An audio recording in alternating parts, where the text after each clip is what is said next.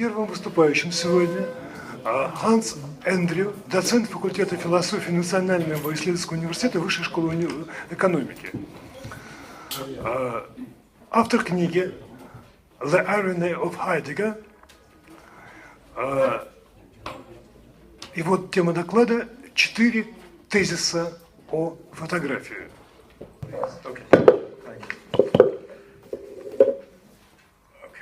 I realize that we're running a bit late, so I will try to be relatively quick. If you can't hear me or understand me or something like that, please let me know, and I can slow it down or change or whatever. It's difficult to give a talk in 20 minutes, especially if one has 4 theses. Okay. I have to go teach them, so I can't take too much more because I have a seminar this evening. So to fit 4 theses in 20 minutes is difficult, so I've planned on 5 minutes per thesis, 20 minutes. So I've compressed everything. Therefore, during the questions and discussion, if you want, I'm happy to flesh things out, to expand. So I have 4 theses. Number 1, the origin of photography is improvisation. Number 2, the essence of photography is illumination. Number 3, the form of photography is implication. And that's number 3.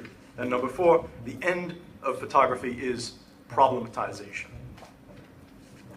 So now you have the schema, if you will.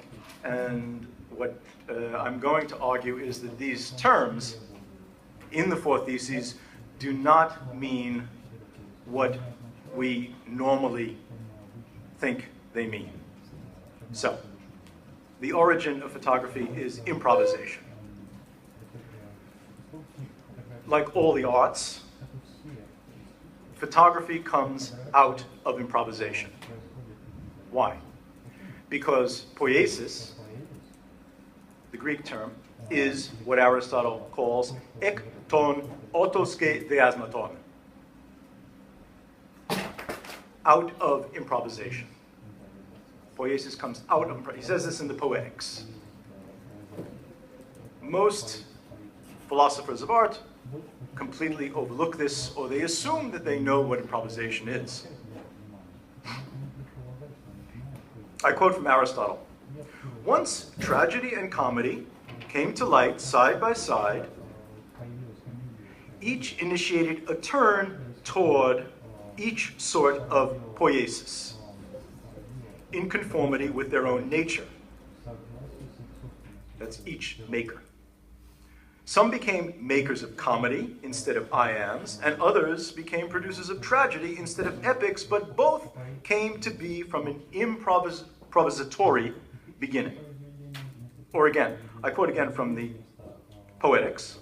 Since to imitate is natural for us, as well as harmony and rhythm, from the beginning, those most naturally inclined toward them, advancing little by little, generated poiesis out of improvisations. So tragedy and comedy, dithyrambics and phallic songs, in fact, all art, including photography, is ap arches autoske diastikes, from an improvisatory beginning, coming out of an improvisatory origin, or arche. Astounding, striking thesis from Aristotle. But if the arts come out of improvisation, well then, okay, what is improvisation? Clearly, it does not simply mean doing whatever one wants, or free play, In other words, it's not the contemporary concept of improvisation. It's not following your feeling or being inspired by the gods or God, other people, etc., etc. Love, take your pick. Rather, improvisation means self-schematization. Self-schematization. That is, not just giving oneself a schema or form, law or rule. In other words, not taking merely an abstract frame, but far more being one of those things that schematizes itself. Being one, we are capable of schematizing, therefore, others, things in the world, images or light, photographing.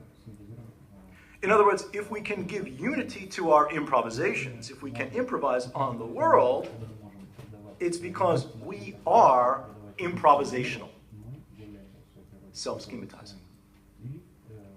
So, what does it mean to think photographing as improvising? Not just that a photograph or a photographer is free, nor that it gives form or shape to objects or images or feelings, thoughts or deeds, nor that it always manipulates the photographed, taking or making by framing, editing, exposure, etc. This is obvious. Rather, it means that photographing is a way of being one. So that the photographer is somehow one with the photographed, as is the photograph, which is how it comes out of improvisation. In other words, how it comes out of self-schematization, because improvisation doesn't mean what we normally take it to mean. Is this then the essence of photography? Thesis number 2. In fact, the origin of photography is improvisation qua self-schematization, but its essence is illumination. Illumination, however, is not just what photography is, because it's not just a what. It's how it is.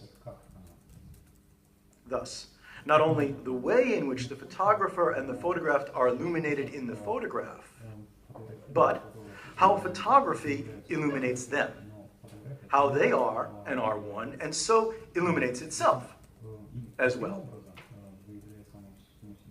Normally, the question of the essence of photography is answered with a statement of what it is, a definition, a determination, that it is a kind of writing with light, for example. We all know this.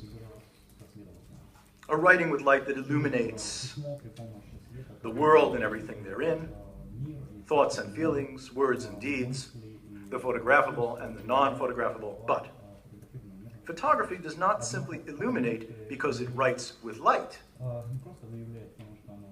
On the contrary, it writes with light because it is illuminating. And yet, illumination is not simply lighting up, switching on, or opening up to catch what is lit, nor merely representing what is present to the eye or mind, real or not, actually or potentially, nor just seeing and capturing that which is already in the light, or noticing and bringing to light, and so to presence, that which is in darkness, unnoticed or absent, nor merely creatio ex nihilo, or in situ. Rather, if it's any or all of these things, illuminating is a way of being. And being one with the illuminated. So, the photograph illuminates because it's one with the photographed. Just as photographing illuminates the photographer's way of being with photography. And so illuminates illumination as well. In this regard, the photograph illuminates not just the photographed, but also the way in which photography self-schematizes, improvises, namely, as illumination of how it is one. So, is this the form of photography? Third thesis. Photography is, as I've argued, improvisational illumination. But its form is not the framing, the presentational representation of reality, for the photograph cannot present the photographed. Although that's very often what we say. We show a photograph, and we say, here it is, here's my loved one, my dead grandmother, or whatever it happens to be. They are here, present with me. No, not at all. The photograph does not present the photographed. Rather, it only implies. Which is why it has the form of an implication. We had a whole discussion, Andre and I, before this about how he's going to translate implication and implies, because there's a number of different ways. I obviously don't mean it in the logical fashion, the mathematical fashion, nor in the normal fashion that one might think in linguistics. But I think we settled on a relatively good translation that conveys the way in which something is, we could call it ontological implication, if you will. The way in which something is without being present, nor simply absent. This kind of middle ground. It's neither one nor the other. Normally, as we know, photographs are seen to belong to the history of aesthetic theory, taking and making, that presupposes a philosophy of presence, of reality beyond appearance, and of course, therefore its opposite, non-presence, absence, as its negation. Photographs present evidence of events. They show something, however distorted or translated. They show something as present, out there. We have a photograph that is really out there, present somewhere. They demonstrate that something exists, whether it exists as we show it or not as we show it is immaterial. Something exists, or did exist, which is like what's in the picture. Photographs are assumed to memorialize, objectivize, and bear witness to the presence of what was present. What presented itself to be photographed, and so remains present in the image, allows us to take, therefore, possession and appropriate a temps perdu, a lost time, whether real or not. Once again, immaterial. What I'm trying to argue is that all of these ways of thinking about photography and art in general are, or shall we say, belong to the history of philosophy as the philosophy of presence. That is a particular interpretation of being understood as presence. That which is generally called metaphysics, or logocentrism, ontophallic logocentrism, take your pick. As a memento mori, photographs bring the photographed to presence in the form of filmed images. The dead are preserved in the photograph.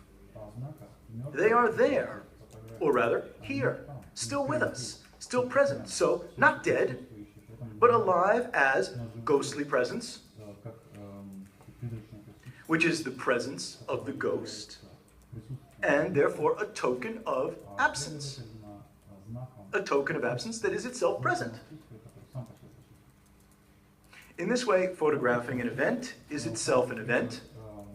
The Ereignis of taking the photograph, the event of taking the photograph, and thereby bringing the event and the photograph into the present so as to confer quasi-immortal presence on events. As we see, these things in these photographs really happened.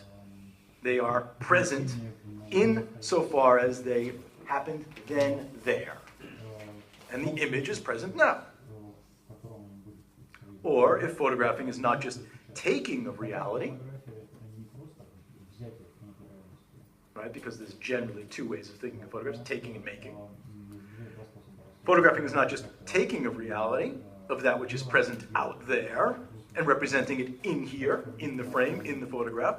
It's assumed to be, on the other hand, a making. Not taking, but making. Photography is understood to be the cause or origin of a particular experience, as if the image were a machine, producing or constituting, creating or inventing, and so bringing to presence a feeling out of seeing, extracting percepts or affects, bringing those to presence, so that the viewer has that present in themselves. Once again, still part of the philosophy of presence. A feeling out of seeing, extracting percepts or affects, which are not to be confused with mere subjective perceptions or affections themselves, right? Because these are produced, constituted, and thereby to produce an erlebnis, a lived experience, through the action of bodies, which is really cool. Photographs on bodies, bodies on bodies. Indeed, photography, all still part of the philosophy of presence. Photography, independent of author and audience, preserves.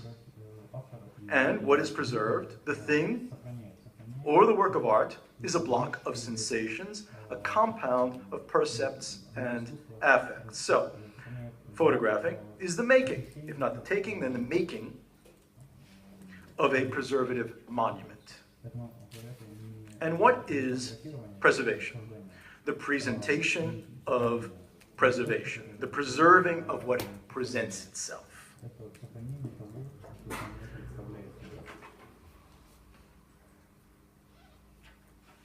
The presence of the present, whether a block of present sensations or something else. And the photographer is the presenter of the preservation of affects, the preserver of the presence of preserved sensations. The giver of the gift, the presenter of the present. The maker of the made, the creator that brings whatever is present to presence. For photographing does not merely commemorate that which came to presence in the past, but rather confides it to the future by recreating or representing it in the present. In this way, photographic preservation makes bringing affect once more present. It brings it once more to presence, to the present. So when I see the picture of my dead grandmother, I feel the same. That feeling is present in me again. In this way, photographic preservation makes bringing affect into presence once more possible. It is the existence of the possible feeling. For photography, presents the unpresentable, brings the imperceptible to presence in the perceptible. So, taking and making. Photography normally takes the form, when taking or making, of what? The new. A new aesthetic form of reproduction, poiesis, or a new mechanical form of technical production, a techne. In this sense, taking and making share one form, innovation, the new. That which can come to presence as invention. And if what is invented, what is new about the photograph, cannot come to presence, cannot be presented, it's no innovation at all. On the one hand, invention as a discovery, or a revelation of what? What is already there, present. In the invention of the other, one discovers the other. Photography then takes and overtakes the other as he or she is, what we call the referent. By what? A sort of gaze, a sort of intuition or artificial eye. That is at least what is thought or said. And then, on the other hand, invention as technical, as the production of a new technical apparatus or a new technique that constitutes the other instead of simply receiving him or her. Taking and making in the form of the new. But both species, taking and making, reproduction and production, constitutive and performative, passive, receptive, active, intervention, etc., archiving, creation, revelation, constitution, all of these belong to one genus. The bringing to presence of invention as the invention of the history, of the philosophy and photography of presence. So the very act of bringing to presence in the new creates, constitutes the history of photography and philosophy of presence. The inventiveness of photography is its way of presenting what is as it is, and what is that? That which is being. Being qua being, ultimately, whatever it is. And revealing the truth of what is present, and what is present, of course, is being, some kind of being. And so the truth of presence, because it not only presents what is, but it also brings what is present to presence and presents this bringing to presence as the truth of presence. And so presence is all that is true, or presenting what is as it is not, if it is not present. In other words, making the non-present also present. And thus representing being, bringing it to presence in another reconstituted or remade form. Or, if not just presence, what then? Absence. The flip side of presence, which belongs to the same economy. For philosophy has also been understood to be the taking, photography, excuse me, has been understood to be the taking, and philosophy, I mean, they're following the same logic of presence. Photography has been understood to be the taking and or making of not just what comes to presence and what presents itself, or what has presented itself, or what was, but what does not present itself. The art of somehow presenting the unpresentable.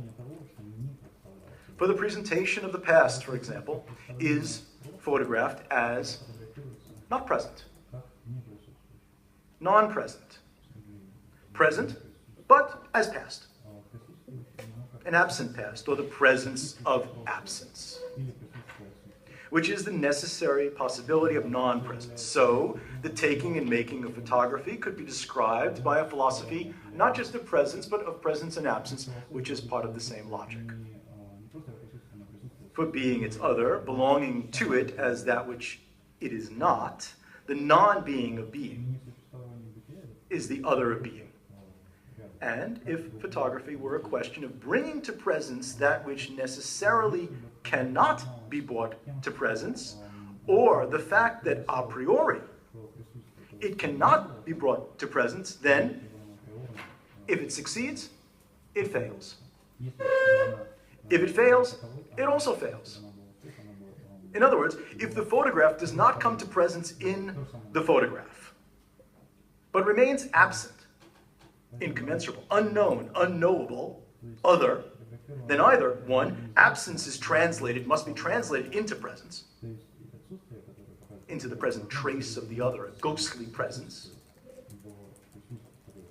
the appearance of the specter, or the aura of an absent other that presents itself in the photograph, or it remains untranslated, untranslatable, unable, or unwilling to present itself, to come to presence in any way whatsoever, not even leaving a trace, or its non-presence photographed. For it's impossible to photograph pure absence, unless you're going to translate it into presence. But then, the photographic taking and making of presence and absence, this is apparently a question of possibility and impossibility. What it's possible to photograph, presence or absence, or impossible to bring to presence.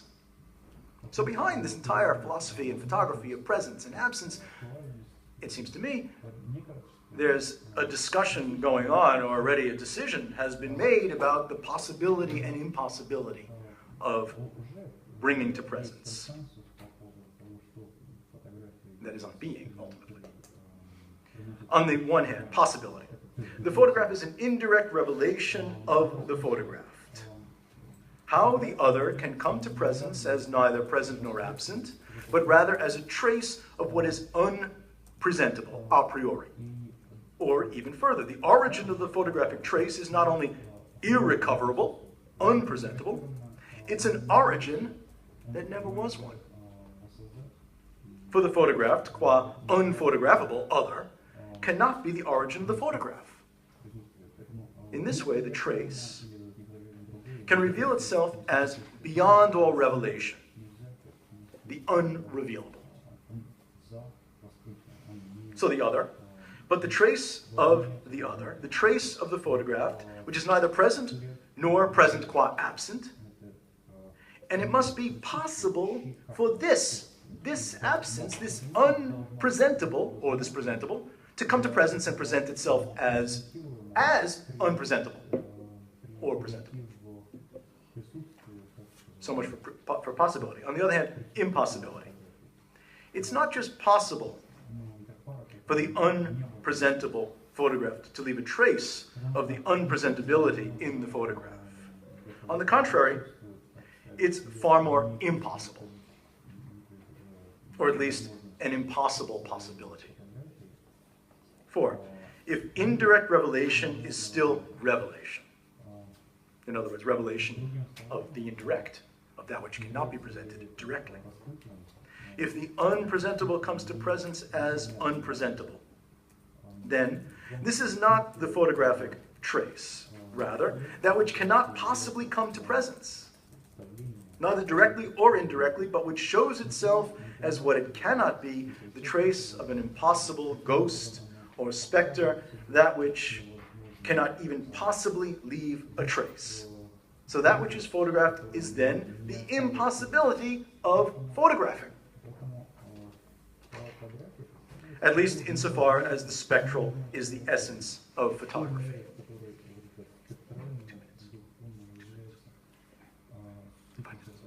So, not only presentation or representation, but photography as two species of non-presentation, of absence.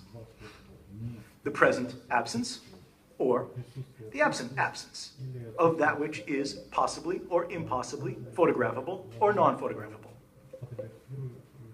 For photography has, a priori, the movement of the trace, whether traceable, that is, repeatable, iterable, retraced in the photograph or not.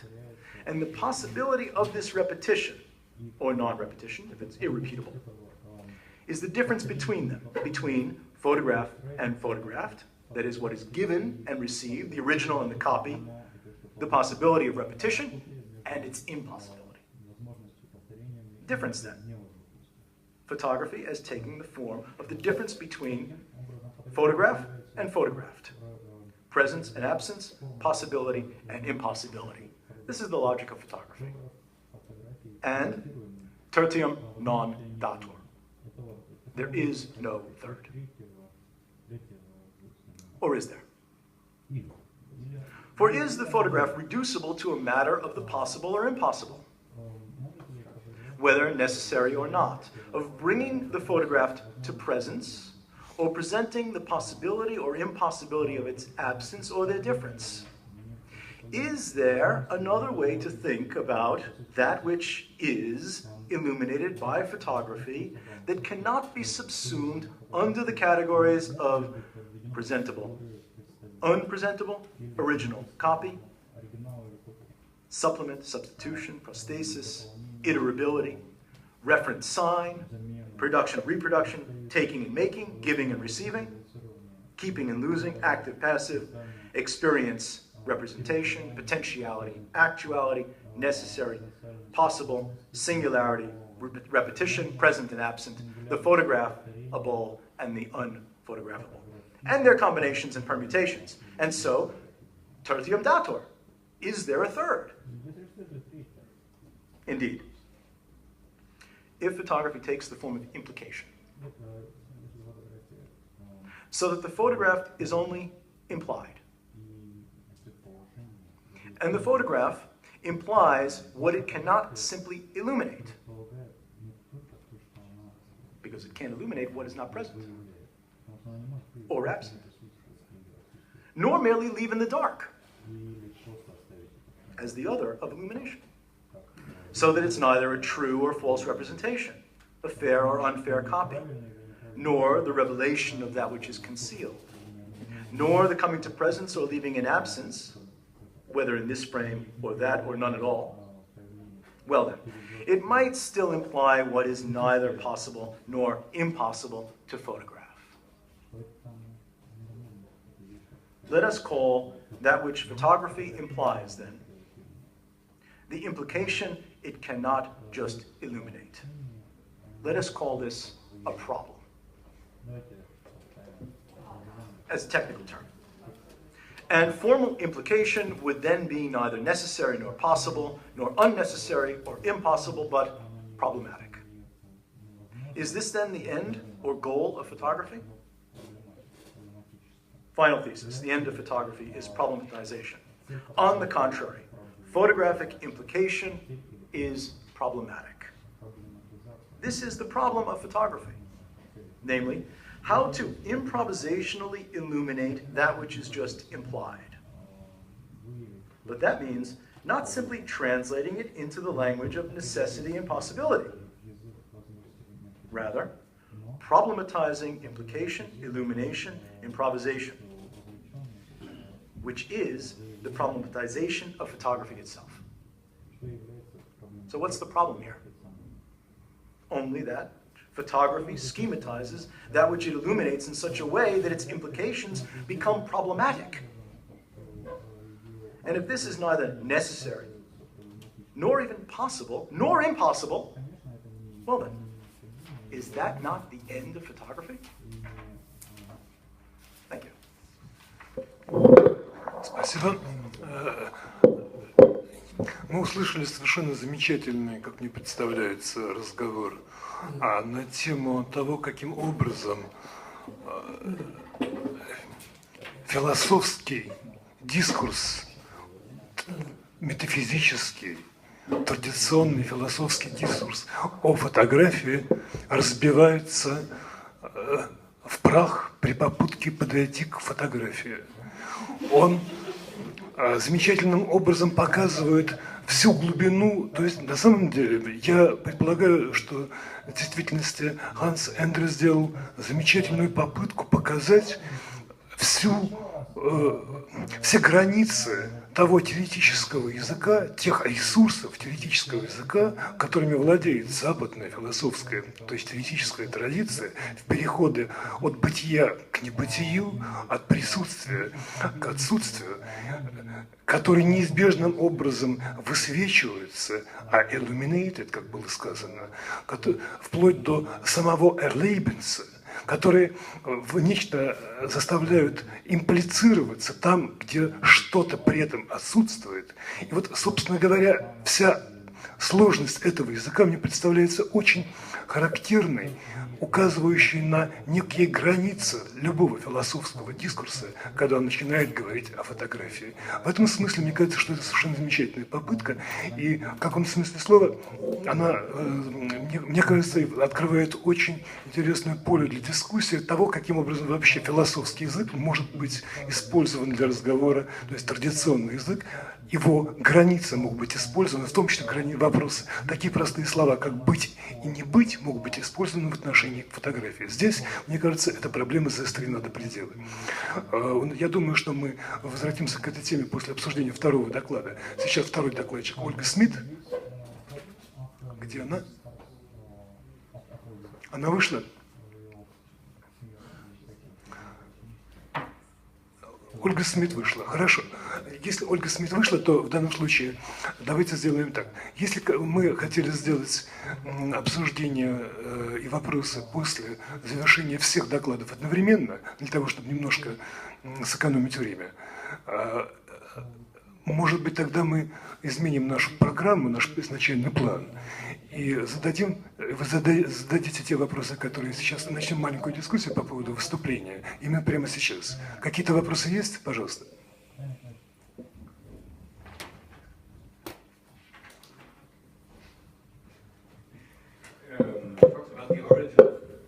You talked about the origin of photography. I was wondering what kind of origin are you talking about? Because I was wondering whether the origin is rather thought of as the historical origin, or whether it is rather thought of, say, the impulse to photograph. And I think that there is a bit of a difference. Yeah, sure. I mean, obviously, I'm not talking about the historical origin of photography, which which would be a totally different project. No, I'm talking about if you will, the essential origin of photography, which can be traced back to in my view, the origin of all art. And the one, for me, who shockingly states the origin as improvisation is Aristotle. And obviously, in the history of philosophy, you have many different ways of thinking about the origin of art. But the fact that Aristotle tells us the origin of all art, which would include photography, then, as a kind of making or poiesis of any sort, is improvisation. So that's what I'm interested in thinking about.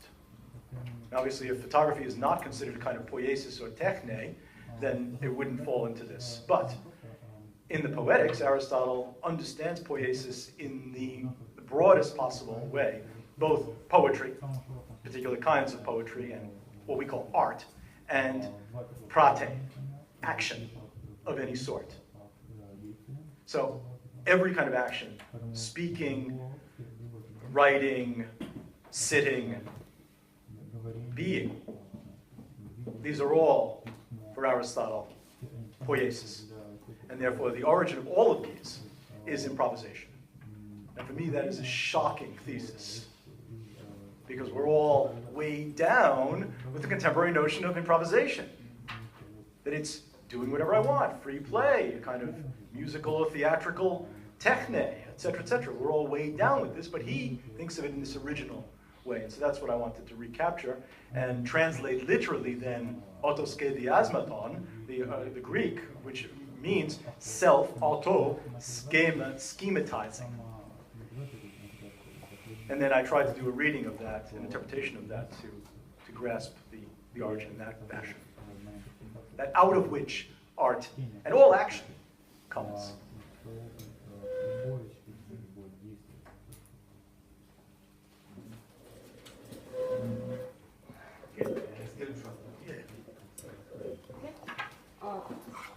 Well, you said that photography preserves effect.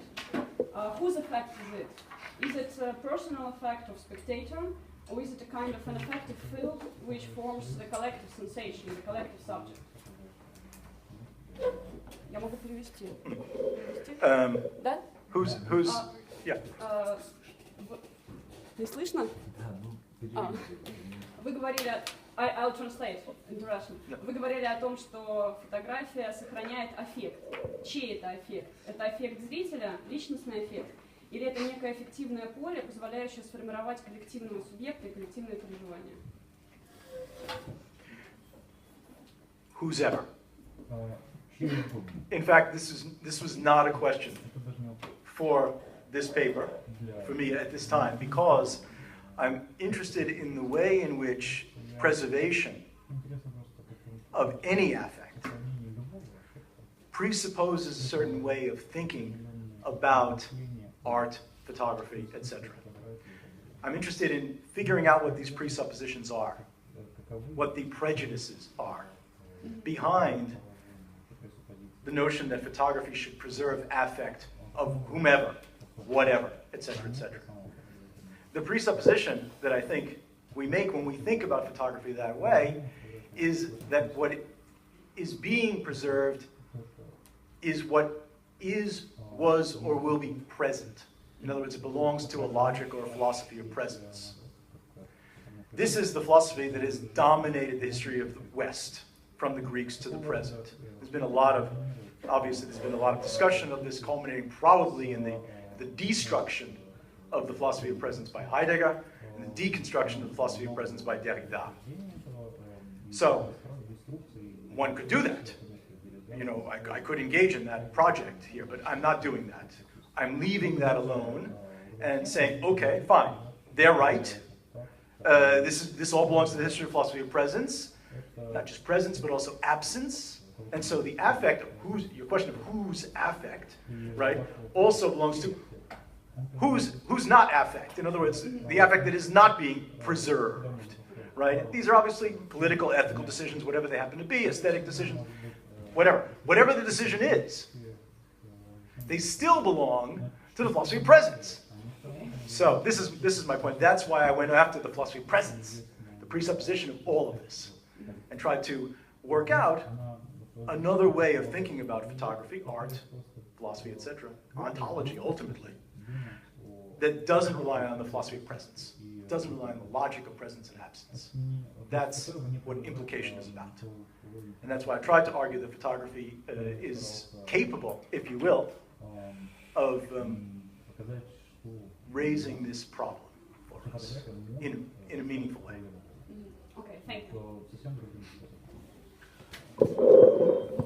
Эту проблему подняла фотография или эту проблему поднял Derrida?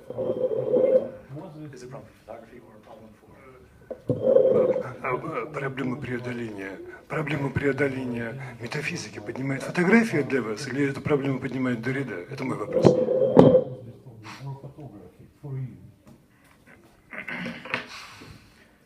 Derrida was late to the party, late to the party, if you will. This is an old question. Does Derrida bring it to the fore? Sure. Does Heidegger bring it to the fore? Yes. Was it brought to the fore before them? Yes. Is it an old problem? Yes. As Heidegger says, there's no new thinking. This is not, what I'm doing is not new. What Derrida did wasn't new. This is all old stuff that's been done for years and years, and we're doing it in a different way. And so the same thing with what I'm doing. Now, do I need photography? Is there something specific about photography that does it? Well, probably not. That's okay. You know, I'm not a photographer. I'm not making photographs. I'm a philosopher doing philosophy about or in relation to photography. So the burden is different.